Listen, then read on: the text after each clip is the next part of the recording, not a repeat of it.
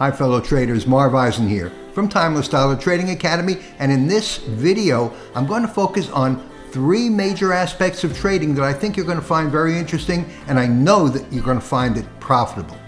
I'm going to focus on only three aspects: the Taylor trading zone, previous day's close, and the stochastics. I'm going to take you through 4 trading days, from Monday, March 30th to Thursday, April 2nd. And I'm going to point out some significant aspects regarding these 3 points, only these 3 points, that I think are going to make you a lot of money based on the information that I'm going to provide. Now first, let's start out on Monday, March 30th. Prices started out right at the top of the Taylor trading zone and moved downward from there.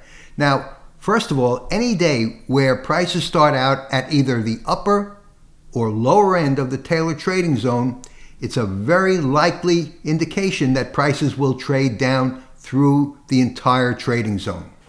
All things being equal, and when I say all other things being equal, I mean no surprise announcements during the trading day. And so on days where prices start out right at the extreme end of the Taylor trading zone, either the upper or the lower part, and move down toward the other end or up toward the other end, it's a good indication that you can make money, and a good deal of it, by trading the direction that prices are going to move within that trading zone. As you can see, from Monday, March 30th, prices moved down to close the gap. And so let's talk about the gap. The gap, or the previous day's close, was down here at 64.07. Now prices started up at 64.61. So we're talking about a very significant price move over here. But I want you to watch, as prices move down, I want you to see the spinning top in conjunction with the stochastics oversold. Okay, stochastics oversold area. And so even though the gap was right down just a few points below this area, 64.14, 7 points away from the previous day's close, this would have been an indication for you to close your trade. Even though the gap was just 7 points away, close your trade. The stochastics is oversold. We see a spinning top, short candle. Look at the prior candles, much longer in relationship.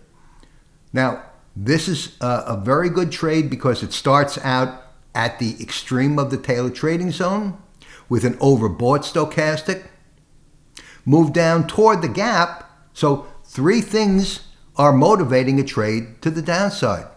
And the profit for this trade, and there are 10 points between each horizontal line, is 10, 20, 30, 40, 45 points on this one trade, and this happened before 10 a.m., Monday, March 30th.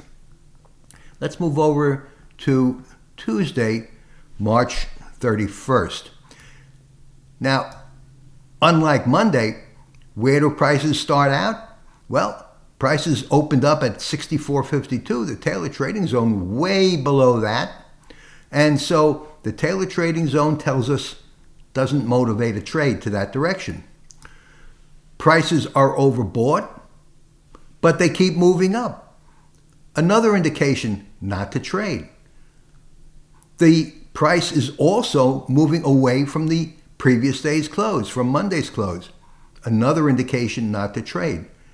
Keep our powder dry. We save money because we're not going to trade on Tuesday, March 31st.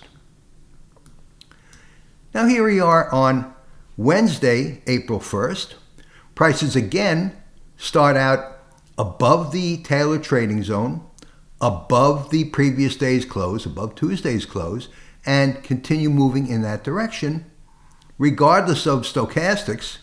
And so it's another day we can leave prices alone and save money. We've already made 45 points in 3 trading days, and we didn't have the risk of being in the market. Remember, the more time you're in the market, the more risk you're subject to. And risk is to be avoided whenever possible in trading. we've made 45 points so far in a trade that was highly indicated by not only the trading zone, but also the previous day's close and the stochastic. Now here on Thursday, April 2nd, very interesting trade. Look where prices are in relation to the trading zone. Nowhere near it. But look the direction that they're moving in. And by 9:30, 10 o'clock, we can see prices are continuing to inch upward. And so the indication is they're moving toward the Taylor trading zone. They're moving toward the previous day's close. So somewhere down here, if we want to take a trade based on limited risk, we take that trade and we ride it up to the previous day's close. If your target, if you're playing the gap trade, get off at the gap, make your money for the day, close your computer, come back, fight another day. And this trade was good for 10, 20, 30, 40, 50, over 60 points. So in 4 days trading, we traded 2 days, made 100 points, $50 a point, $5,000, okay? Didn't trade on 2 days, saved our money, didn't lose money. And on both the 2 days that we did trade, we avoided risk. We didn't avoid risk, of course you can't avoid risk. We limited risk by trading on days where the price movement was indicated in the proper direction by the trading zone and the previous day's close. Did this on Tuesday. We did this rather on Thursday and again on Monday. And again on Monday. So that's my video for today. And by the way, remember I said when prices start up at the top, at the extreme upper or lower part of the Taylor trading zone, they're likely to trade within the trading zone for the rest of the day. And I told you that on Monday, March 30th, get off the trade where indicated because of the spinning top and the oversold stochastic. But look what happened through the rest of the day. Prices did actually traverse the entire Taylor trading range.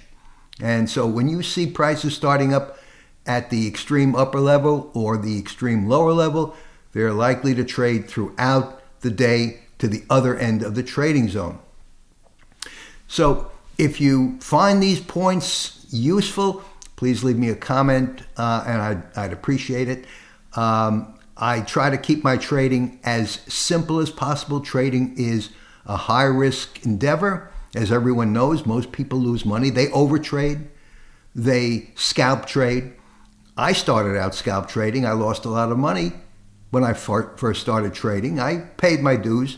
And then over years of reading, of studying the markets, learning what to trade, what market to trade. I only trade the S&P E-minis and there are even tax-advantaged reasons to trade the E-mini.